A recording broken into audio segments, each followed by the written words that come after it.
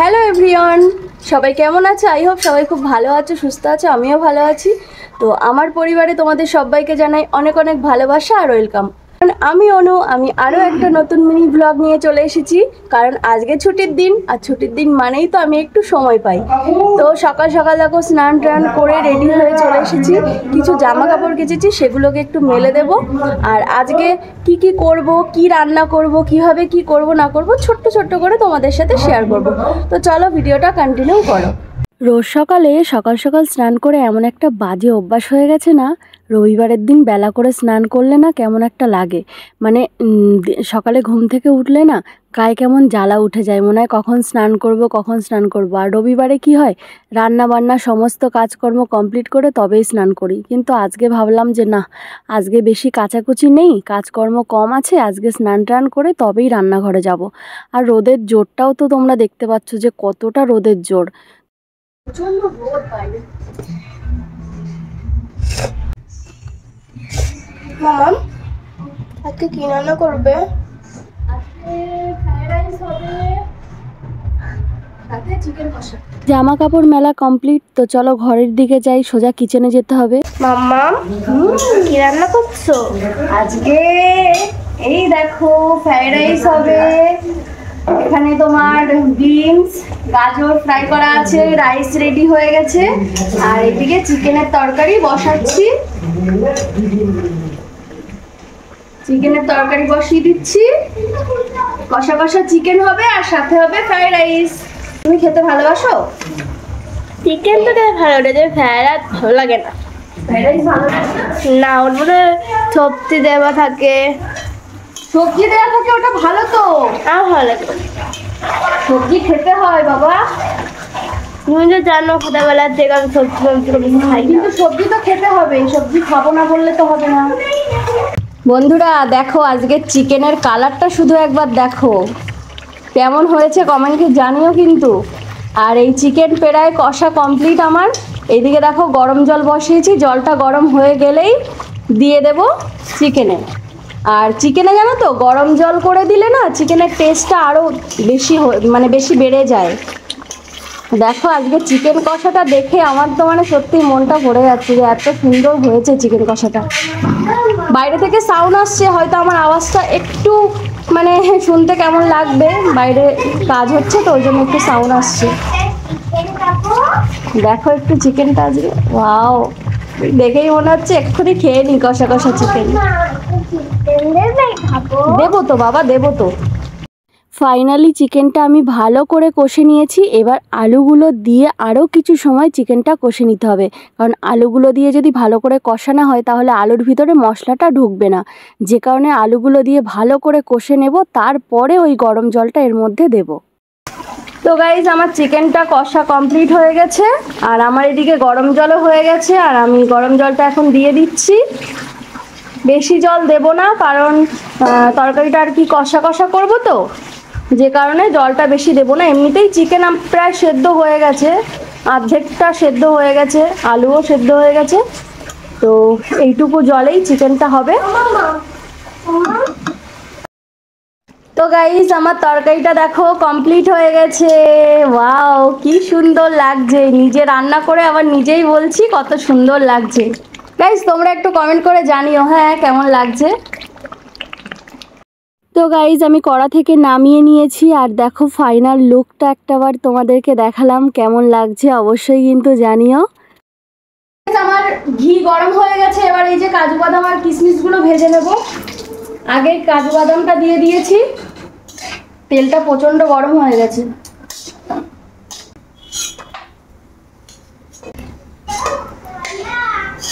তো আমি এবার এটাকে তুলে নিয়েছি, কাজু বাদাম ভাজা হয়ে গেছে। এবার কিশমিশগুলোকে দিয়ে দেব। কিশমিশটা আমি ধুয়ে রেখেছিলাম,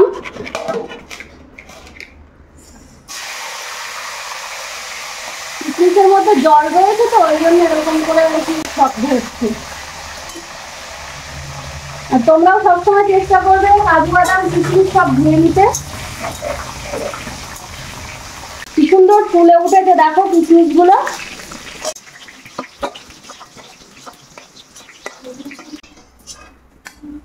সবটা নামিয়ে নিলাম।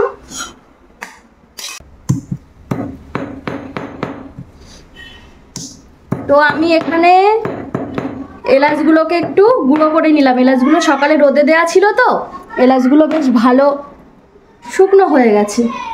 তো গাইজ আমার তেলটা গরম হয়ে গেছে, তেজপাতা দিয়ে দিচ্ছি। আর সেই সাথে গুঁড়ো করা এলাচ আর হচ্ছে লং, দারচিনি সবটা দিয়ে দিলাম। এবার একটু হালকা করে ভেজে নেব। বাবাই সরে যাও। এবারে এই যে এখানে আদা বেটে রেখে দিয়েছি, একটু পাতলা হয়ে গেছে আদা বাটাটা, ওটা দিয়ে দিচ্ছি।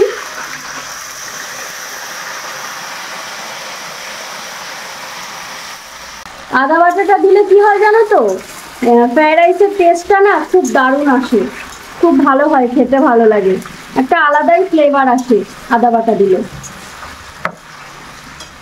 তো এবারে এক এক করে আমি এগুলো সব আবার দিয়ে দেব। আমি এখানে প্রথমে কাজু আর কিশমিশটা দিয়ে দিচ্ছি। এটাকে একটু হালকা নাড়াচাড়া করে তারপরে গাজর আর বিনস ভাজাটা দিয়ে দিলাম। বিনস, কিশমিশ সবটাই দিয়ে দিলাম। আমি কিন্তু গাইজ এর মধ্যে একটু সাদা তেল ইউজ করিনি, সবটাই কিন্তু ঘি দিয়ে করছি। এই যে দেখো 1 কৌটো ঘি আর এইটুকু আছে। আমি এখানে অল্প করে একটু চিনি দিয়ে দিচ্ছি। এবারে গাইজ আমি রাইসটা কিন্তু কড়ার মধ্যে অল্প অল্প করে দেব। তো গাইজ আমি এখানে রাইসটা দিয়ে দিচ্ছি। এবার পুরো রাইসটা দেব না, অল্প রাইস দেব।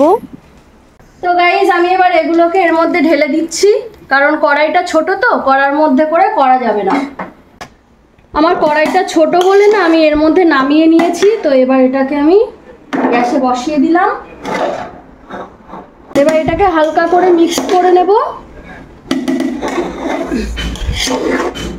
আর লাস্টে একটু চিনি দেবো, চিনি দিয়ে নামিয়ে দেবো, কারণ লবণ টবণ সবটাই দেওয়া রয়েছে।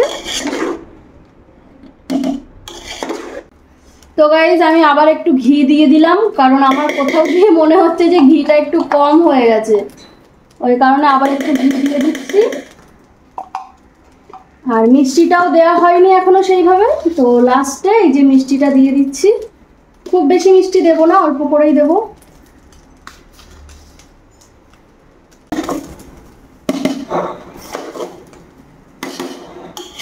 রান্না শেষ হয়ে যাওয়ার পরে কিচেনে যা যা কাজ থাকে মেয়েদের, সেগুলো সবটা কমপ্লিট করে নিলাম। নিয়ে তারপরে চলে এসেছি ওদেরকে খেতে দেব, কারণ এখন ঘড়ির কাঁটায় 2:30টার ওপরে বাজে, অনেকটা বেলা হয়ে গেছে। তো সবার জন্য বেড়ে ফেলেছি, তো চলো সবাইকে খেতে দিয়ে দিই।